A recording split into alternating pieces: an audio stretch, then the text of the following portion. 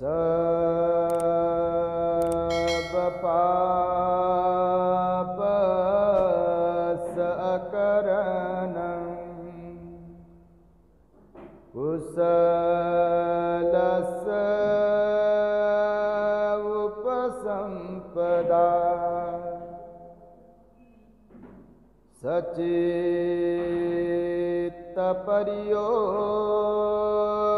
सचित्तपर्योदपनं येतं बुद्धानशासनं।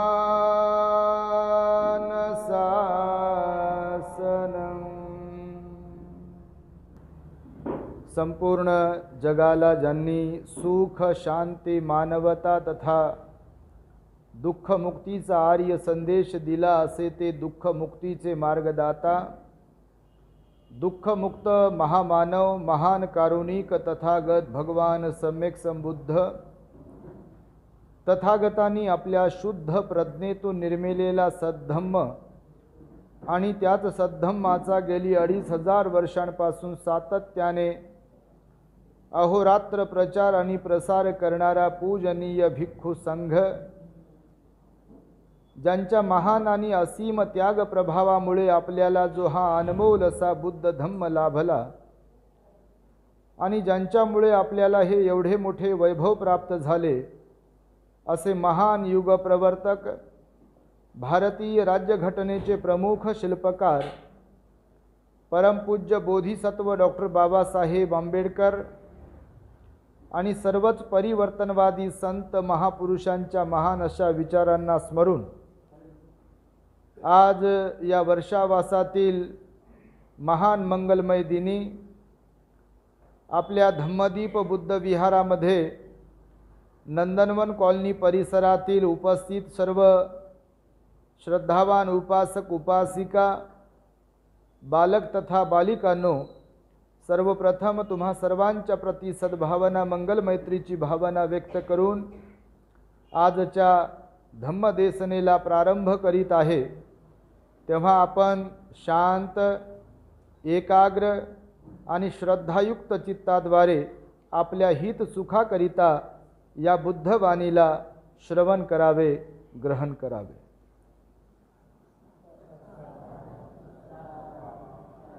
आपण कालपासून 10 पारमितांच्या संदर्भामध्ये धम्मचर्चा करीत आहोत, ज्या की बाबासाहेबांनी आपल्याला 22 प्रतिज्ञांमध्ये एक प्रतिज्ञा दिली आहे की मी भगवान बुद्धांनी सांगितलेल्या 10 पारमिता पाळीन। तर काल आपण दान पारमितेच्या संदर्भात धम्मचर्चा केली आहे। आज आपण सील पारमितेच्या संदर्भात चर्चा करणार आहोत। सील हा शब्द आपल्यापैकी बहुतेक लोकांनी, सर्वच लोकांनी असंख्य वेळा श्रवण केला असेल। विहारात गेल्यानंतर किंवा एखाद्या कार्यक्रमामध्ये पोहोचल्यानंतर तिथे जर भिक्खू उपस्थित असतील तर तुम्ही त्यांना याचना करता, विनंती करता, जशी आता याचना केली आपण, म्हणते आमच्यावर अनुकंपा करा, आमच्यावर अनुग्रह करा, आम्ही आपणास दुसऱ्यांदा आणि तिसऱ्यांदा विनंती करीत आहोत, आम्हाला सील प्रदान करावे, त्रिसरण आणि त्यासह पंचशील। तेव्हा भगवान बुद्ध बुद्धत्व प्राप्तीसाठी सहाय्यक बनणारी सील पारमिता प्रत्येकासाठी कशी उपयुक्त आहे, प्रत्येक व्यक्तीसाठी कशी महत्त्वपूर्ण आहे, या संदर्भातील विवेचन अनेकदा देत असतात। सील कथा, दान कथा सांगूनच भगवान बुद्ध आपल्या उपदेशाला सुरुवात करीत असत। त्यामुळे सील म्हणजे काय, त्याचं महत्त्व काय, त्याचे का पालन केले पाहिजे, कोणते लाभ होतात सील पालनाने, या संदर्भातील माहिती आपल्याला असणे आवश्यक आहे। बऱ्याचदा असं होते की भंतेजी सील देतात, मग आपल्याला हात जोडावे लागतात आणि भंतेजींना फॉलो करावं लागते, भंतेजी म्हणतात त्यानुसार आपल्याला म्हणावं लागते, असं अनेक लोकांना वाटते कधी कधी, ज्यांना त्याबद्दलचं माहिती नाही आहे, ज्ञान नाही आहे। परंतु सीलाला सदाचार पण म्हटलेला आहे, सीलाला नैतिकता पण म्हटलेला आहे। बुद्ध आणि त्यांचा धम्मग्रंथामध्ये बाबासाहेबांनी विस्ताराने लिहिलं आहे शील आणि सदाचाराच्या संदर्भामध्ये। भगवंताने पाटली गाम सुत्तामध्ये शील पालनाचे 5 लाभ सांगितलेले आहेत। जे त्रिसरण आपण ग्रहण करत असतो, पंचशील ग्रहण करत असतो, त्याचे 5 लाभ सांगितलेले आहेत। तसं तर पंचशील एक आपण दररोज म्हणतो। उद्या उपोषथ दिन आहे, तर उपोषथाच्या दिवशी आपण आर्य उपोषथाला सुद्धा ग्रहण करून तसा संकल्प करून पालन करण्याचा प्रयत्न करत असतो। तर तुम्हाला पंचशिलाच्या संदर्भात माहिती आहे, अष्टशिलाच्या संदर्भात माहिती आहे। तेव्हा कोणते लाभ होतात शील पालनामुळे 5 हे आपण पाहूया। खरं तर भगवान बुद्ध म्हणाले, पाटली गाम सुत्तामध्ये गृहस्थांना उपदेश करत होते भगवान बुद्ध। तेव्हा भगवान म्हणतात, जो कोणी व्यक्ती शील सदाचाराचं पालन करेल त्याच्या जीवनामध्ये जे 5 लाभ त्याला प्राप्त होतील, त्यातील पहिला लाभ जो आहे तर सदाचारी व्यक्तीला, शीलवान व्यक्तीला त्याची जी धनसंपत्ती आहे त्याचं नुकसान होत नाही, त्याच्या धनसंपत्तीमध्ये वाढ होते। हा एक लाभ भगवंताने सांगितला। तर आपण याचं जर विश्लेषण करण्याचा प्रयत्न केला तर आजही आपल्याला सहज गतीने समजू शकते की जर आपल्याकडे शील नसेल, नैतिकता नसेल आणि धन दौलत सगळं काही असेल, तर जर आपल्यात शील नसेल, सदाचार, नैतिकता नसेल, तर ते धन आपण कोणत्या मार्गाने नष्ट करू हे काही सांगता येत नाही।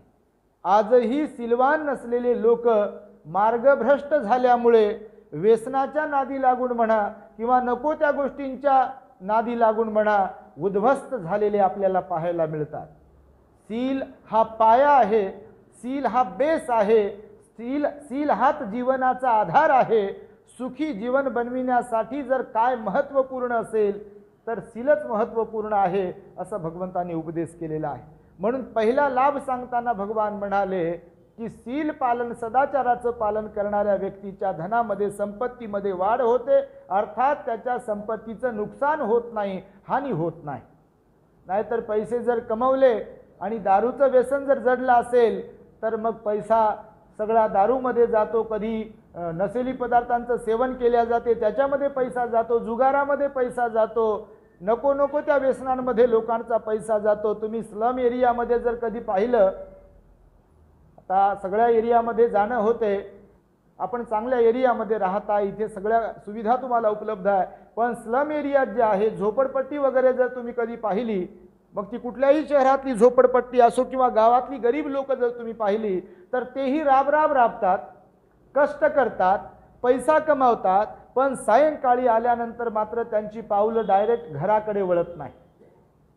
गावामध्ये माझाही जन्म झालाय, गावचं वातावरण चांगल्या प्रकारे माहिती आहे। लोक सरळ सरळ कामावरून मालकाकडून जर पैसे प्राप्त झाले किंवा त्यांच्याकडे स्वतःकडे खिशामध्ये पैसे असतील तर ते दारूच्या गुत्त्यावरती जातात, अगोदर एखाद्या दुकानावरती जातात, तिथे दारू वगैरे जे काही त्यांना व्यसन जडलाय ते घेतात, ते प्राशन करतात, मग त्यानंतर तंबाखू खातील, त्यानंतर बीडी सिगारेट पितील आणि नंतर घरी येतील।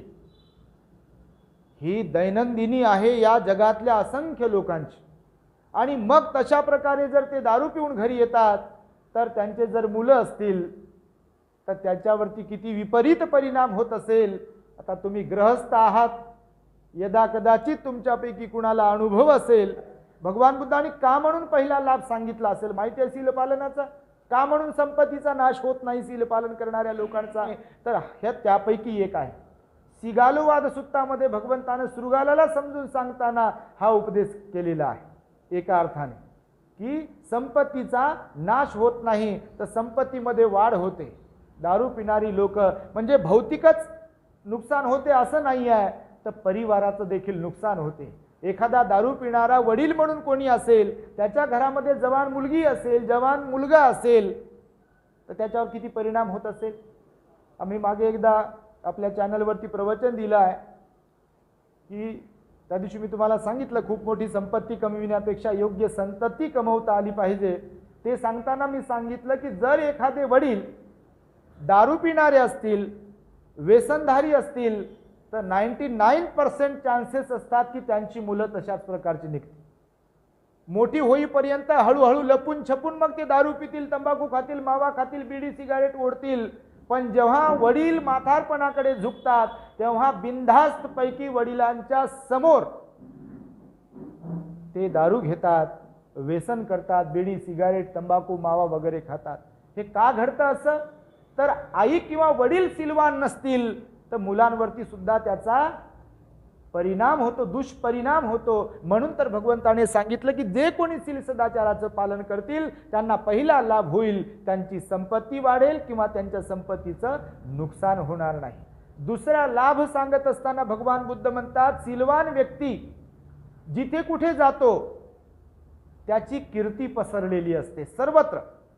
आता बघा तुम्ही बौद्ध साहित्याचा आधार जर आपण यासाठी घेतला तर भगवंताच्या काळामध्ये आपल्याला ज्यांचं वर्णन माहिती आहे तेवढेच लोक होते काय? पुस्तकांच्या प्रवचनांच्या माध्यमातून ज्यांच्याबद्दल आपण ऐकतो बोलतो तेवढेच लोक असतील का? एकटीच विशाखा होती का भगवंताच्या काळामध्ये? एकटाच अनाथ पिंडक असेल का भगवंताच्या काळामध्ये? नाही ना. असंख्य लोक असतील ना. त्या काळामध्ये श्रावस्तीत राहत होते भगवान बुद्ध. किती गजबजलेली ती नगरी होती. त्या नगरात शहरात राहत असताना भगवान बुद्ध असंख्य लोक असतील, पण प्रत्येकाच्याच बाबतीमध्ये बौद्ध साहित्यात वर्णन आलेलं आहे का? जे विहारात येत होते, जे खरोखर सिलवान होते, जे खरोखर दानी होते, जे खरोखर ध्यानी होते, जे बुद्धाच्या वाणीवर श्रद्धा ठेवणारे होते, बुद्ध धम्माच्या प्रचारासाठी ज्यांनी सहाय्यक ठरला, योगदान दिलं, त्यांची वर्णी लागली आहे बौद्ध साहित्यामध्ये. बाकी जे लोक येत नव्हते किंवा जे सिलवान नव्हते त्यांची वर्णी लागलेली नाही आहे. तर भगवान बुद्ध म्हणाले जे सिलवान असतात, सदाचारी असतात, त्यांची कीर्ती सर्वत्र पसरते. बाबासाहेब सिलवान होते नाही का? केवळ ज्ञानीच नव्हते, केवळ डिग्र्याच नव्हत्या बाबासाहेबांकडे, तर डिग्र्यांसह बाबासाहेबांकडे सील होतं. सील खूप महत्वाचा आहे. सील आपल्यामध्ये असेल, सदाचार आपल्यामध्ये असेल तरच आपण इतरांचा विचार करू शकतो. सगळ्या गोष्टी आपल्याकडे असतील आणि सील आपल्याकडे नसेल तर आपण इतरांचा कधीच विचार करू शकत नाही. म्हणजे माझं असं मत आहे, आपण सिलवान असेल, सदाचारी असेल तर इतरांचा विचार करू शकतो, इतरांच्या सुखदुःखामध्ये सहभागी होऊ शकतो. आपण सिलवान असेल तर आपल्या वाट्याला चांगले दिवस तर येऊ शकतात, आपली कीर्ती सर्वत्र पसरते. जशी बाबासाहेबांची कीर्ती सर्वत्र त्याही काळामध्ये पसरली होती, आजही सर्वत्र पसरलेली आहे. भगवान बुद्ध तेव्हा होते 2,500 वर्षांपूर्वी, परंतु त्यांची कीर्ती आजही सर्वत्र पसरलेली आहे. भारतात जरी जन्म झाला तरी जगभरात भगवंताची कीर्ती पसरलेली आहे नाही का? म्हणून सिलवान व्यक्ती जो असतो त्याच्या चारित्र्याबद्दल, त्याच्या शीलाबद्दल, त्याच्या नैतिकतेबद्दल सगळीकडे त्याची कीर्ती पसरलेली असते. म्हणून भगवान बुद्धांनी सांगितलं की सिलवान बनलं पाहिजे. सिलवान व्यक्तीची कीर्ती सर्वत्र पसरते. तिसरी गोष्ट सांगताना सांगितलेलं आहे की सिलवान व्यक्ती, सदाचारी व्यक्ती जिथे कुठे जाईल, एखाद्या सभेत जाईल, कार्यक्रमामध्ये जाईल, पाहुण्यांच्या घरी जाईल, तर तिथे तो वर मान करून निर्भयपणे वागू शकतो, वावरू शकतो, बोलू शकतो. तर बाबासाहेबांकडे चारित्र्य होतं, बाबासाहेबांकडे नीतिमत्ता होती, बाबासाहेबांकडे सील होतं. केवळ धनवानच नव्हते, पैसेवालेच नव्हते, केवळ ज्ञानच नव्हतं, तर सील होतं. आणि सील असल्या कारणाने, सदाचारी असल्या कारणाने बिनधास्तपणे बाबासाहेब कुणालाही बोलायचे. म्हणजे उदाहरणासाठी म्हणून आपण सांगतोय की जर सिलवान सदाचारी आपण असेल तर वर डोकं करून, वर मुंडी करून आपण वावरू शकतो समाजामध्ये आणि सर्वत्र वावरू शकतो. हा तिसरा लाभ सांगितला भगवंताने सील पालनाचा. चौथा लाभ सांगताना भगवान बुद्ध म्हणाले जो कोणी व्यक्ती सिलवान आहे, सदाचारी आहे, त्यांना मरण प्रसन्न चित्ताने, सजगपणे, होशमध्ये राहून त्यांना मृत्यू येत असतो. आता तुम्ही जर उदाहरण पाहाल तर तुम्हाला कधी अनुभवला असेल तर बघा, होशमध्ये राहून. कारण असंख्य लोक, 99% लोक हातपाय खोरून, डोळे फाडून मरत असतात. हे वस्तुस्थिती आहे. आपण जिंदगीभर जरी किती आपल्या हाताने ॲटिट्यूड करत राहिलो, डोळ्यांनी ॲटिट्यूड करत राहिलो, अहंकार दाखवत राहिलो, गाजवत राहिलो, तरी मरताना मात्र कोणी पण असेल, जर आपल्यामध्ये सील नसेल, सदाचार नसेल, नैतिकता नसेल, तर मरताना मात्र हाल होतात. हे तुम्ही पण पाहिलं असेल. मरताना हाल होतात. जिंदगीभर आपण गाजवण्याचा प्रयत्न केला असेल, जिंदगीभर आपण याला त्याला काय काय दाखवण्याचा प्रयत्न केला असेल, परंतु जर आपल्याकडे सील नसेल, सदाचार चारित्र्य नसेल, तर भगवान म्हणतात की सीलवान व्यक्ती जो असतो तो मरतानाही प्रसन्न चित्ताने मरतो. जे अर्हत भिक्खू असतात किंवा जे सिलवान भिक्खू असतात किंवा कोणी ग्रहस्थ जरी असेल, ते सिलवान जर असतील तर प्रसन्न चित्ताने मनाला स्वीकारत असतात, प्रसन्न चित्ताने. परंतु अशा सिलवान लोकांची संख्या नगण्य असते आणि 99% लोक मात्र डोळे विस्फारून मरणारे, हातपाय खोरून मरणारे, तोंडामधून लाळ फेस बाहेर पडून मरणारे, डोळ्यामधून अश्रू बाहेर पडून येऊन मरणारे किंवा वेगवेगळ्या प्रकारचा विचित्र अवस्था मरतानाची आपण पाहिली असेल, तर तशा प्रकारे असिलवान व्यक्तींना मरण येते. पण सिलवान लोक प्रसन्न चित्ताने मरतात, असं पाटली ग्राम सुक्तामध्ये भगवंताने सांगितलं आहे. चौथा लाभ. आणि पाचवा आणि शेवटचा लाभ सांगताना भगवान बुद्ध पाटलीगामीय लोकांना सांगतात की हे ग्रहस्थांनो, सिलवान व्यक्तीला, चारित्र्यवान व्यक्तीला, सदाचारी व्यक्तीला होणारा पाचवा लाभ तो आहे की जो कोणी सिलवान व्यक्ती मृत्युमुखी पडतो, ज्याला मरण येते, तो मृत्यूनंतर सुगतीला प्राप्त करतो, त्याला सुगती प्राप्त होते. भगवान बुद्ध म्हणाले. हे भगवंताचं वचन आहे. तर हे 5 लाभ आहेत बघा सील पालनाचे. आणि म्हणून आपण सदैव सील पालनामध्ये रत राहिलो पाहिजे. आज जी अराजकता आपल्याला माजलेली दिसते आहे सर्वत्र, त्याला कारण जर काय असेल तर लोकांचं शीलवान असणं, चारित्र्यवान असणं, सदाचारी असणं प्रमाण कमी झालेलं आहे. बघा तुम्ही, सर्वत्र परिस्थिती अशीच आहे, अराजकता माजली आहे, सर्वत्र अराजकता माजली आहे. त्याला कारण जर काय असेल तर बुद्धाच्या वाणीमध्ये जे सील सांगितलं आहे, सदाचार सांगितला आहे, त्या सदाचाराचं महत्त्व कमी होत आहे. अराजकतेचं महत्त्व वाढलेलं आहे, दुराचाराचं महत्त्व वाढलेलं आहे, अहंकाराचं महत्त्व वाढलेलं आहे, ईर्षेचं महत्त्व वाढलेलं आहे, जलसीचं महत्त्व वाढलेलं आहे, सद्गुणांचं महत्त्व कमी झालेलं आहे, नाही का. आणि म्हणून अराजकता माजलेली आहे सर्वत्र. आणि त्यामुळे आपण बाबासाहेबांनी आपल्याला जो बुद्धाचा धम्म दिला, तर बाबासाहेबांनी तर अनंत उपकार केलेले आहेत. त्यामुळे आपल्या जीवनाला आपण शीलवान बनण्याकडे घेऊन गेलं पाहिजे. कारण सीलच आपल्याला सन्मान प्राप्त करून देऊ शकतो, सीलच आपल्याला सुख प्राप्त करून देऊ शकतो, सीलच आपल्या चेहऱ्यावरती प्रसन्नतेचे भाव आणू शकतो. बघा तुम्ही, जो कोणी दुराचारी व्यक्ती आहे तो डोळ्यात डोळे घालून असं पाहू शकत नाही आपल्याकडे. कोणी असेल, स्त्री असेल, पुरुष असेल, तरुण असेल, तरुणी असेल, जो कोणी दुराचारी आहे तो लपून छपून राहतो. बघा, जो कोणी दुराचारी आहे तो लोकांमध्ये येऊ शकत नाही. जो कोणी दुराचारी आहे तो बाप असेल, आई असेल किंवा अजून कोणी असेल समाजातला व्यक्ती, तो आपल्या पोरांना देखील अधिकारवाणीने काही समजून सांगू शकत नाही संस्काराच्या संदर्भात. कारण त्यांच्यामध्ये जर सील नसेल, सदाचार नसेल, तर आपल्या लेकरांना, नातेवाईकांना कोणाला काय सांगतो की सील कसं माणसाला, म्हणजे सील जर आपल्यात नसेल तर माणसं कसे भ्रष्ट बनतात आणि कशी त्यांची किंमत कमी होते, इज्जत कशी चव्हाट्यावर येते आणि कमी होते, त्या लोकांना कशी लोक नाव ठेवतात किंवा गलिच्छ गात्र त्यांना शिव्या देत असतात. आणि म्हणून बघा तुम्हाला मी सांगतो की सीलवान असणे हे अत्यंत चांगलं आहे. कारण सीलवान आपण असेल तर आपल्याला चांगल्या प्रकारे लाभ होत असतात. त्यामुळे भगवान बुद्धांनी आपल्याला हे पंचशील दिलं बघा. म्हणून सीलाला महत्त्व दिलं. बाबासाहेब म्हणाले तिकडे जे ईश्वराला, नशिबाला महत्त्व आहे, तर बुद्ध धम्मामध्ये ते नीतिमत्तेला, सीलाला महत्त्व सांगितलं आहे, पुण्यकर्माला महत्त्व सांगितलेलं आहे. त्यामुळे पंचशीलेमध्ये जे 5 सील सांगितलं आहे बघा, कारण नकारात्मक आहे. पंचशील जर तुम्ही पाहिलं तर ते नकारात्मक आहे, बरोबर आहे. बघा तुम्ही, मी प्राणी हिंसा करण्यापासून अलिप्त राहण्याची प्रतिज्ञा करतो, नकारात्मक आहे. मी प्राणी हिंसा करणार नाही असा त्याचा थोडक्यात अर्थ आहे. मी चोरी कर्म करण्यापासून अलिप्त राहण्याची प्रतिज्ञा करतो, शपथ ग्रहण करतो, म्हणजे मी चोरी करणार नाही, मी व्यभिचार करणार नाही, मी खोटे बोलणार नाही आणि दारू, गांजा, बिडी, तंबाखूचं सेवन करणार नाही. भगवंताने हे जे सांगितलं आहे याला सील म्हटलेलं आहे. हे नियम आहेत, सील आहे. संकल्पपूर्वक या नियमाचं, सीलाचं पालन करावं लागते. जो कोणी संकल्पपूर्वक या सीलांचं पालन करेल त्यांना मी आता सांगितलेले 5 लाभ होऊ शकतात.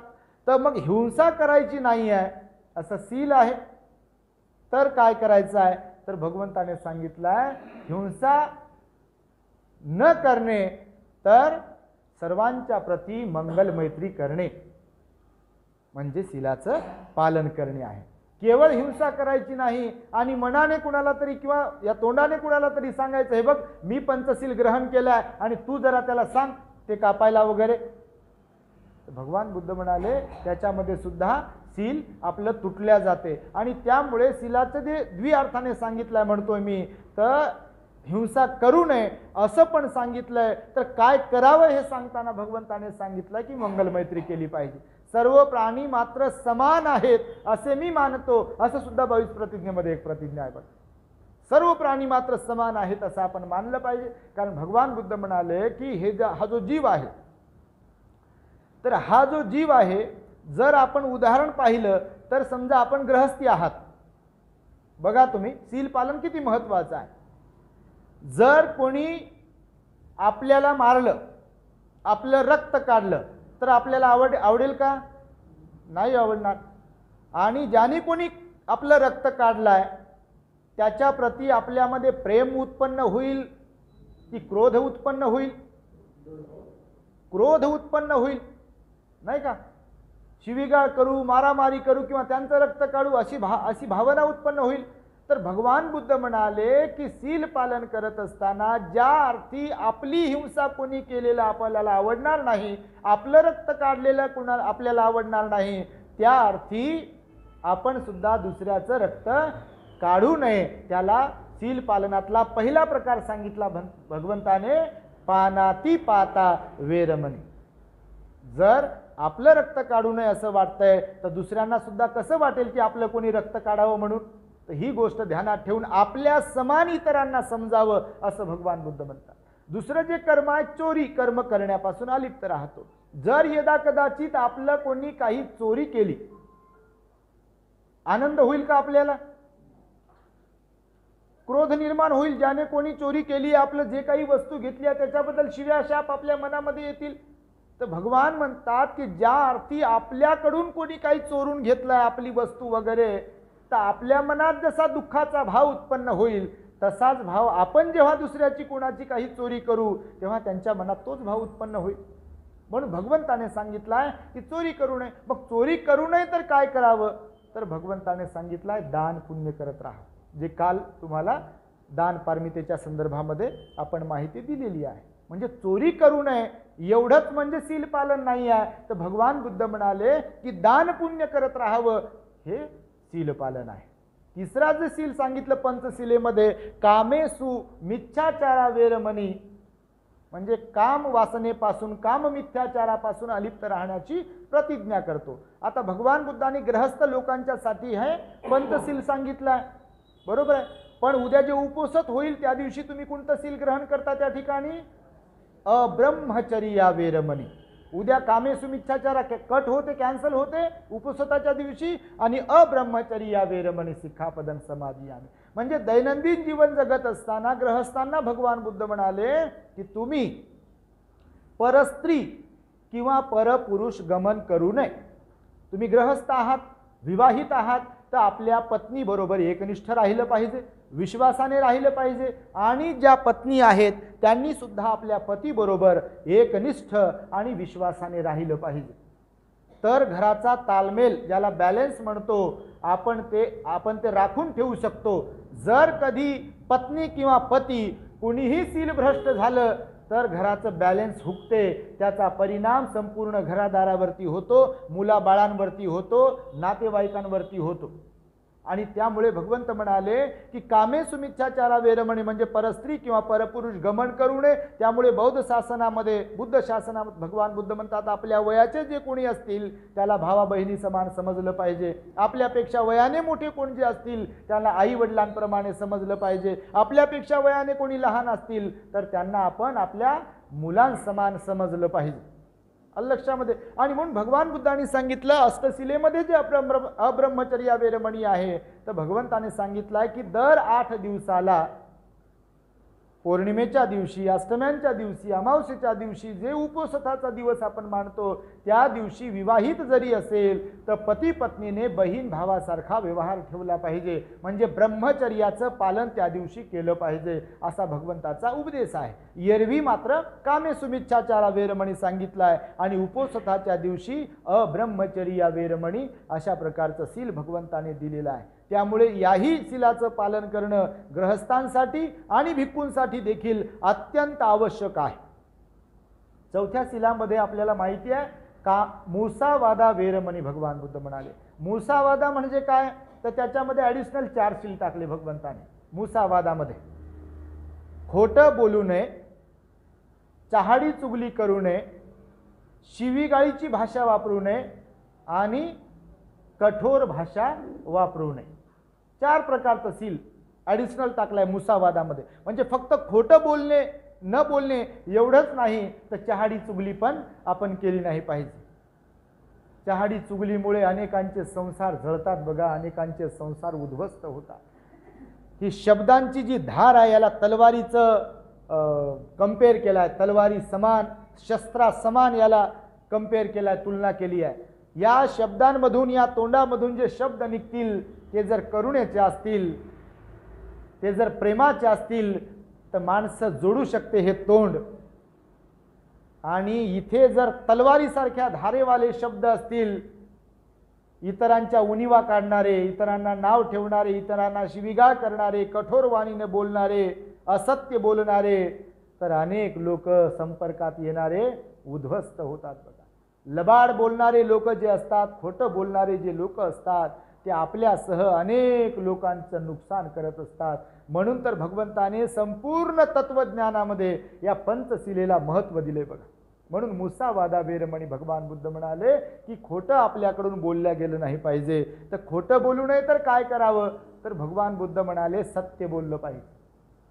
चहाडी चुगली करू नये तर काय करावं तर भगवान बुद्ध म्हणाले चांगल्या सद्गुणांची वाहवा केली पाहिजे, सद्गुणांचा गुणगौरव केला पाहिजे। चांगले सद्गुण कुणामध्ये असतील तर त्यांचा गुणगौरव केला पाहिजे। निंदा नालस्ती किंवा चहाडी चुगली केली नाही पाहिजे। शिवीगाळीची भाषा वापरली नाही पाहिजे भगवान बुद्ध म्हणाले। कारण शिवीगाळ देत असताना केवळ तोंडानेच बोलतो असं नाही, आपण बोलण्याच्या अगोदर मनामध्ये तसा भाव उत्पन्न व्हावा लागतो। भाव मनात उत्पन्न झाल्याशिवाय आपण बोलत नाही आणि या 3.5 हाताच्या शरीराने काही करतही नाही। मनात भाव उत्पन्न व्हावे लागतात तेव्हाच आपण रागावतो। मनात भाव उत्पन्न झाल्याशिवाय आपण कोणतं कर्म करत नाही। बघा तुम्ही कोणावर जर चिडायचं आहे किंवा कोणाला मारायचं आहे तर केवळ हातच काम करत नाहीत आपले, अगोदर मनामध्ये तसा क्रोध निर्माण झाल्याशिवाय आपण कोणतंच कर्म करत नाही। म्हणून भगवंताने सांगितलंय की खोटं बोलू नये तर खरं बोलावं, चुगली करू नये तर लोकांच्या सद्गुणांचं कौतुक करावं, शिवीगाळीची भाषा वापरू नये तर प्रेमाची भाषा वापरावी, विनम्रतेची भाषा वापरावी आणि कठोर बोलू नये तर मृदू बोललं पाहिजे म्हणाले भगवान बुद्ध। भगवंताने त्या काळामध्ये कृषी भारद्वाज कठोर बोलत होता भगवंताला। कृषी भारद्वाज सुद्धा बौद्ध साहित्यामध्ये तो कठोर बोलत होता। तू तरुण आहेस, तू देखणा आहेस, तुझे हातपाय चांगले आहेस आणि तू आयत खाऊ आहेस वगैरे वगैरे। भगवंताने शांतपणे त्याचं ऐकून घेतलं, त्याला टोकलं नाही, त्याला रोकलं नाही आणि त्याचं बोलणं झाल्यानंतर भगवान बुद्ध त्याला मृदुवाणीने सांगतात की हे कृषी भारद्वाजा, मी पण शेतकरी आहे। आता ते सुद्धा आहे मोठं उदाहरणासाठी म्हणून हे मी हा संदर्भ देतोय तुम्हाला की भगवंताची वाणी अतिशय मृदू होती, कठोर वाणी नव्हती भगवंताची। आणि म्हणून तर भगवंताने आपल्याला हे 4थं सील दिलं आहे। त्यानंतर 5वं सील दिलं आहे सुरा मेरय मज्जपमादठाना वेरमणे, म्हणजे नसेली पदार्थांपासून अलिप्त राहण्याची प्रतिज्ञा करणे। आता मी त्या संदर्भामध्ये मी तुम्हाला सांगितलं आहे की नसेली पदार्थ हे अत्यंत घातक आहे। आपल्या देशामध्ये आज त्याचं प्रमाण खूप वाढलेलं आहे। नसेली पदार्थ सेवन करणाऱ्यांचं प्रमाण खूप वाढलं आहे आणि म्हणून सगळीकडे अत्याचार, अन्याय ह्याचंही प्रमाण वाढलेलं आहे। त्यामुळे हे पंचशील आहे। उद्या जे उपोषण तुम्ही घेणार आहात ते उपोषण आहे। आपल्यामध्ये सील असेल तर आपण कोणाचा द्वेष करत नाही, आपल्यामध्ये सील असेल तर आपण अहंकार आपला कमी करू शकतो. आपल्यामध्ये सील सदाचार असेल तर आपण सर्वांवर प्रेम करू शकतो, सर्वांना आपुलकीने वागवू शकतो, सर्वांना माफ करू शकतो, सर्वांना समजून सांगू शकतो, स्वतः समजदारीने वागू शकतो. आणि म्हणून सील हा दागिना आहे, सील हा अलंकार आहे, सील हे धन आहे आणि सीलच जीवनाचा खरा आधार आहे. आणि बुद्धत्व प्राप्तीसाठी महत्त्वाची पारमी म्हणून सील पारमिता सांगितलेली आहे. काय तेव्हा निश्चितपणे आजचा हा सीलाचा जो उपदेश आहे त्याच्यामध्ये उपोषक सांगण्याचं तुम्हाला मी सांगितलं नाही आहे. उद्या उपोषथ आहे तर उद्या निश्चितच उपोषथाच्या महत्त्वाबद्दल उपोषथाबद्दल तुम्हाला माहिती दिली जाईल. तर आपण सर्वांनी उपोषथाचे सुद्धा पालन करावे. दर 8 दिवसाला उपोषथाचं पालन केलं पाहिजे. 8 सील आहेत. दररोज जसे 5 सील आपण ग्रहण करतो पालन करतो तसं आठवड्यातून 1 दिवस प्रत्येकाने, याच्यात महिलांनीच उपोषथ पालन केलं पाहिजे असा काही विषय नाही. सील सर्वांसाठी आहे, सील पालन सर्वांसाठी आहे. मग तरुण असतील, तरुणी असतील, पुरुष असतील, स्त्री असतील. म्हणून तुम्हा सर्व मायबापांना मी सूचना करतो आहे की प्रत्येक दिवशी विशेषतः वर्षावासातील उपोषथाला आपण पालन करून महान पुण्याचे भागीदारी बनावे. आपल्या या सील पालनाच्या पुण्यामुळे आपल्याला निश्चितपणे सुगती प्राप्त होऊ शकते. बुद्ध काळात आपण जन्मास येऊ शकतो किंवा दुःखमुक्तीकडे आपल्या जीवनाची वाटचाल होऊ शकते. तेव्हा आपण आपल्या जीवनामध्ये आपण सर्वजण जे काही सील सदाचाराचं पालन करीत आलात त्या पुण्यकर्माच्या प्रतापाने आम्ही आमच्या जीवनामध्ये जे जे म्हणून काही पुण्यकर्म संपादित केला आहे करीत आहोत त्या संपूर्ण पुण्यकर्माच्या प्रतापाने बुद्ध धम्म आणि संघाच्या अनुकंपेने तुम्हा सर्वांच्या जीवनामध्ये तुम्हा सर्वांना सुख, शांती, समाधान, आयुष्य, आरोग्य आणि बल प्राप्त व्हावे अशा प्रकारची मंगल आणि उदात्त कामना व्यक्त करून मी माझ्या शब्दांना इथे पूर्ण विराम देतो. भवतु सब्ब मंगलम, भवतु सब्ब मंगलम, भवतु सब्ब मंगलम.